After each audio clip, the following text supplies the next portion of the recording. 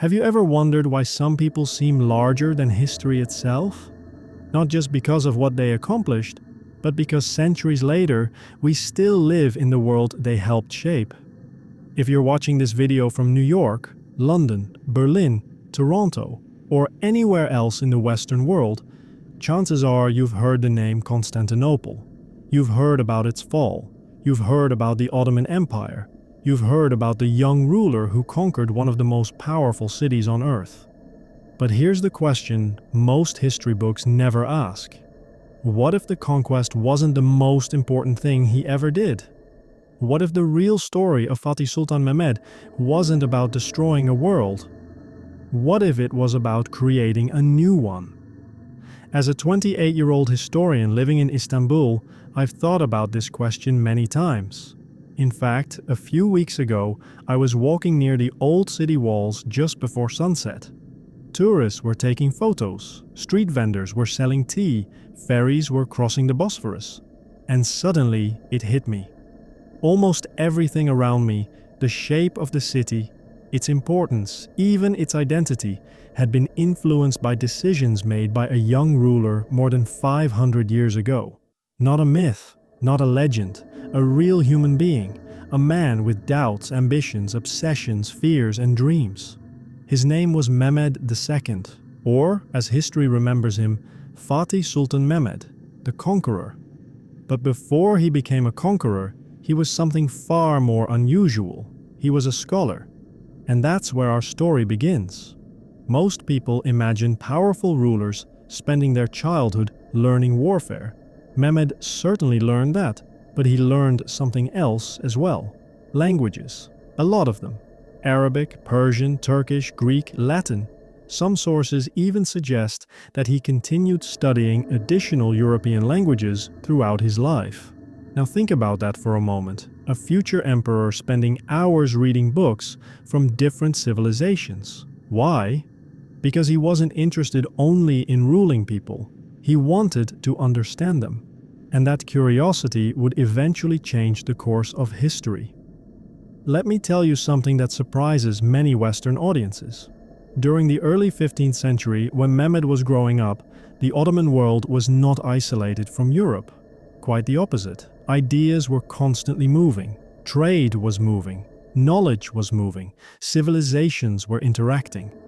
Mehmed became fascinated by both Islamic scholarship and the legacy of ancient Rome. And that created a fascinating contradiction. He was an Ottoman Muslim ruler, yet he was deeply interested in Roman history. In fact, some historians argue that after conquering Constantinople, he did not see himself merely as an Ottoman sultan. He also saw himself as the heir to Rome. Now that's a remarkable idea. Imagine a ruler who believed he was continuing both Eastern and Western traditions at the same time. Suddenly, the story becomes much bigger than a simple military conquest. It becomes a story about civilizations merging. And then came the moment everyone remembers. 1. Constantinople, one of the strongest cities in the world, protected by massive walls, defended for centuries. Many people believed it was unconquerable, but Mehmed was only 21 years old. 21. Pause for a moment and think about your own life. What were you doing at 21? Most of us were still trying to figure out who we were. Mehmed was preparing to change world history. How? Not just through courage, not just through soldiers, through innovation. And this is where the story becomes surprisingly modern, because the conquest of Constantinople was also a technology story, a giant engineering project, a masterpiece of logistics. Mehmed invested heavily in artillery, massive cannons so enormous that they astonished the people of his era. The famous walls that had resisted attacks for nearly 1,000 years were suddenly facing a new reality. Technology had changed, and history changed with it. Whenever I explain this to my friends, I compare it to the arrival of the internet. For centuries, one system worked. Then a new technology appeared and changed everything. That's exactly what happened in 1453. The old rules stopped working. The future arrived. and Mehmed understood it before many others did. But here's the interesting part: the conquest is only half the story. Most documentaries end there, ours doesn't. Because after taking Constantinople, Mehmed faced a much harder challenge. What do you do after achieving the impossible? How do you build something that lasts?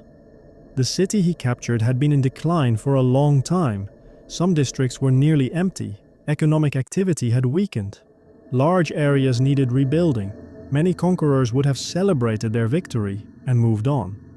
Mehmed did something different. He became a city builder. He encouraged migration. He repaired infrastructure. He invested in trade. He rebuilt markets. He promoted religious diversity. He invited scholars, merchants, artisans, and administrators. His goal wasn't simply to possess Constantinople. His goal was to transform it. And over time, it became Istanbul, one of the most important cities in the world. This part of the story often reminds me of something I experience regularly. When people visit Istanbul for the first time, they usually expect to find a city divided between East and West. But what they discover is something much more interesting. A city that is both, and in many ways that vision began with Mehmed. But let's go deeper, because there's another side of him that rarely gets discussed: his passion for knowledge. Mehmed collected books. He supported scholars. He encouraged intellectual activity. He was interested in philosophy, mathematics, geography, and history. Think about that. One of the most powerful rulers on earth could have spent all his time celebrating victories. Instead, he devoted much of his life to learning. Why? Because he understood a timeless truth.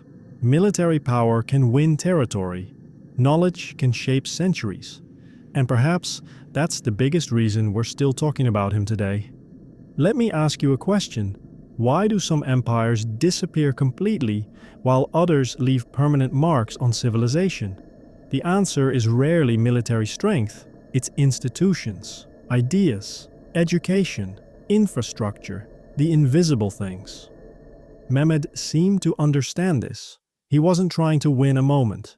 He was trying to build a future that would outlive him, and in many ways, he succeeded. One day, while researching in an old library here in Istanbul, I found myself looking through maps from different centuries. The city kept changing. Empires rose, empires fell, borders moved, governments disappeared. Yet some decisions continued echoing through time. Those are the moments when history feels alive. You realize that people who lived hundreds of years ago are still influencing your daily life. Not directly, but through the systems they created. And Fatih Sultan Mehmed is one of those people. Of course, he wasn't perfect. No historical figure is. He made controversial decisions. He fought wars. He wielded enormous power. Like every ruler, he lived within the realities of his time, but reducing him to either a hero or a villain misses the point. History becomes interesting when we understand complexity. And Mehmed was an incredibly complex person. A conqueror who loved books, a warrior fascinated by philosophy, an Ottoman ruler inspired by Rome, an Eastern leader who studied the West, a statesman who understood that ideas can be as powerful as armies. Maybe that's why his story still resonates today, because our world is facing many of the same questions. Can civilizations learn from one another? Can different traditions coexist? Can knowledge overcome conflict? Can we build something that lasts longer than our own lifetime? These are modern questions, yet a young ruler in the 15th century was wrestling with many of them. And perhaps that's the greatest lesson Fatih Sultan Mehmed offers us. History is not made by force alone. It is made by vision. It is made by curiosity. It is made by people willing to imagine a different future. 5 centuries later, millions still walk the streets of the city he transformed. Millions cross bridges connecting continents. Millions live in a world shaped by decisions he helped set in motion. That is a remarkable legacy. And maybe the next time someone mentions the fall of Constantinople, you'll remember something else. This story wasn't only about a city falling, it was also about a new world rising.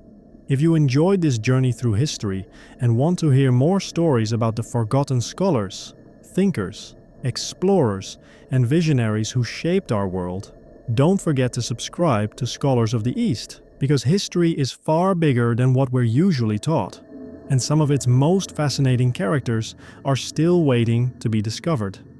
And one more thing, my friends. Every like you leave on this video genuinely helps support the work I do creating these documentaries. So if you enjoyed this story, don't hesitate to show your support. It means more than you might think.